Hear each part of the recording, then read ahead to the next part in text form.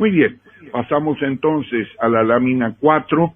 Vamos a hablar hoy, les tenemos un interesantísimo ejemplo, bueno, como siempre, ¿no? Vamos a ver a nuestro hombre de Berea allí con su lupa, que ya la tiene bien limpiecita, y vamos a ver un defecto más del texto masorético que está en nuestras Biblias, que sirve de base.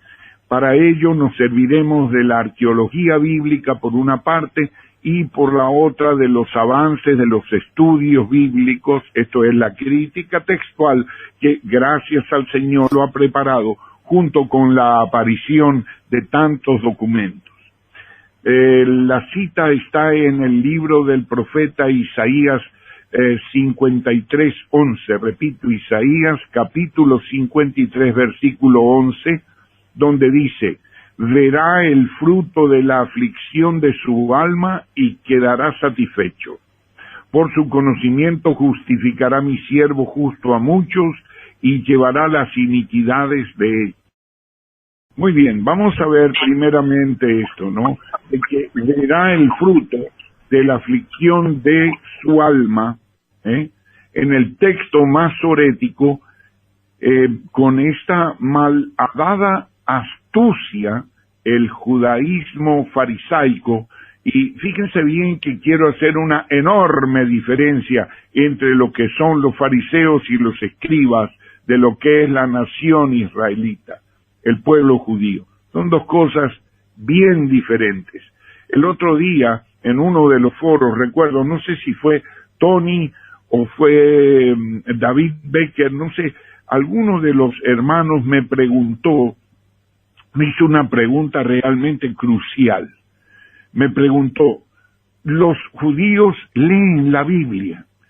Y de verdad que me sorprendió, porque fue la primera vez que fui confrontado con este hecho, que me obligó a pensar, y tuve que reconocer inmediatamente pues que no la leen. Si usted piensa que los 14 millones de judíos que hay en el planeta Tierra leen la Biblia, pues se llevan a una gran decepción.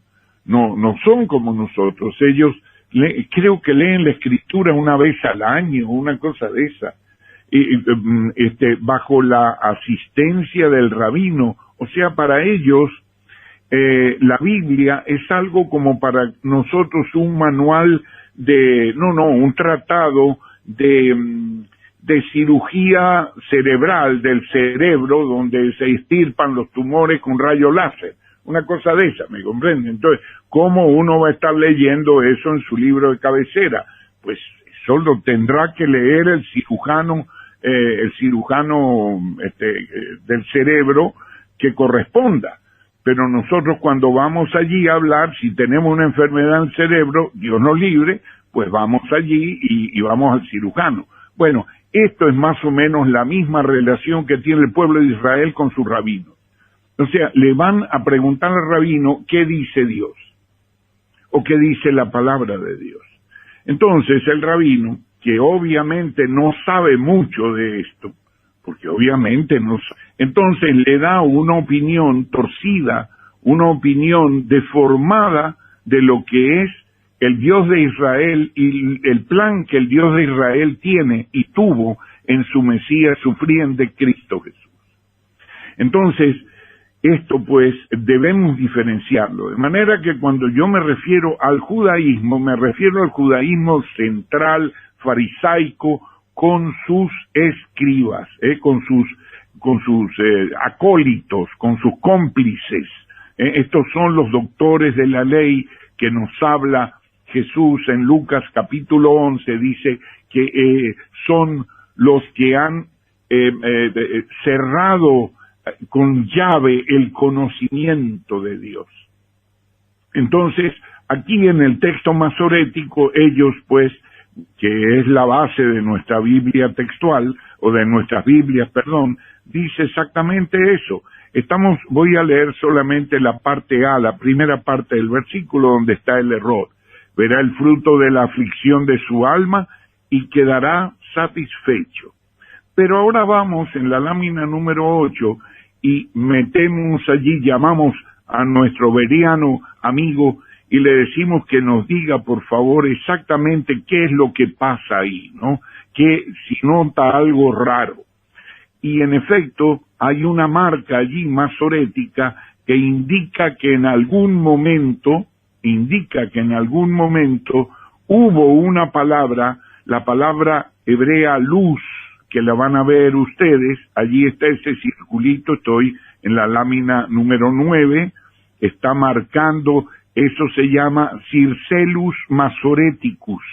Repito, Circelus Masoreticus, que quiere decir círculo masorético, donde se marca que allí había una palabra.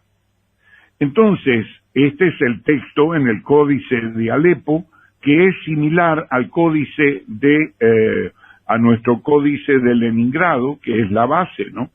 Entonces, pero fíjense ustedes aquí en la lámina número 10, allí está, verá el sufrimiento de su alma, quedará satisfecho. Entonces ellos lo que hicieron fue poner el verbo, verá, del verbo ver, lo pusieron adelante y entonces ponen, verá el sufrimiento de su alma y quedará satisfecho. Pero eso no es lo que dice el Señor, porque del sufrimiento del alma del Mesías, que es la muerte en la cruz, obviamente, surgió un hecho de extraordinaria significación, porque esto es en realidad una derrota a los ojos del mundo cuando el Mesías muere, pero resulta ser de que después de la muerte de Jesús sucedió un hecho maravilloso. Y ese hecho maravilloso se le llama resurrección. Y entonces el texto originalmente dice, y aquí le voy a poner el gran rollo de Isaías, que fue encontrado en Qumrames 1Q Isaías B, este es el gran rollo del profeta Isaías que está fue encontrado en las ruinas en las cuevas de Qumran, hoy forma parte está expuesto en el Museo del Libro en Jerusalén. Ustedes, si pueden viajar a Jerusalén, lo pueden ver allí, y tiene esta pequeña palabra que sale aquí en la lámina 12 de 3 letras, que dice exactamente luz. Allí la tienen más ampliada, y entonces esa palabra, los masoretas, los escribas, los oferim, se la quitaron, la retiraron de allí, simplemente eso, y lo único que dejaron fue una marquita, para decir, bueno, vamos para acordarnos que la quitamos. Entonces, esa palabra, quiere decir, significa traducida simplemente luz, porque déjenme decirle algo, que Jesús estuvo en el Hades, y el Hades es oscuro, obviamente, pero al tercer día, no pudiendo la muerte retenerlo, él fue resucitado entre los muertos. Y entonces, ¿qué pasó después de la aflicción de su alma? Que lo que vio no fue la aflicción de su alma, sino lo que vio fue luz. Y entonces vamos a verlo ahora, allí en la lámina número 13, es importante porque está un poco más ampliada la palabra luz. Allí ustedes la pueden ver, ¿sí? Y si no, el que no la pueda ver, la puede bajar después, porque esto está, digamos, debidamente colgado en Internet. Entonces, pasamos ahora a la próxima lámina 14, y vemos que el registro de la Septuaginta, que es un texto 800 o 900 años o 1000 años más antiguo que el texto masorético, tiene en efecto el registro luz, fos.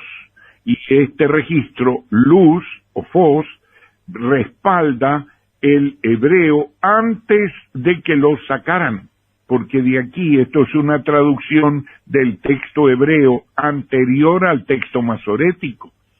Entonces esto nos da la oportunidad de usar a la Septuaginta como un instrumento para criticar el texto masorético, que hasta hace pocos años era imposible de hacerlo.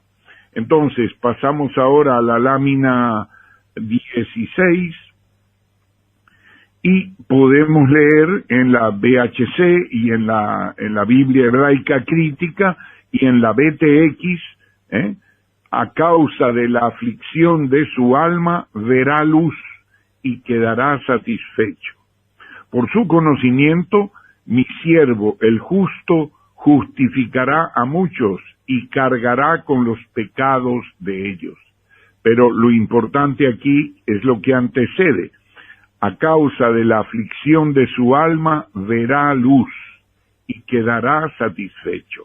Bueno, nosotros estamos muy satisfechos de haber identificado esa omisión, de haber comprobado que pertenece al texto original y de haberla repuesto esa palabra en su debido sitio.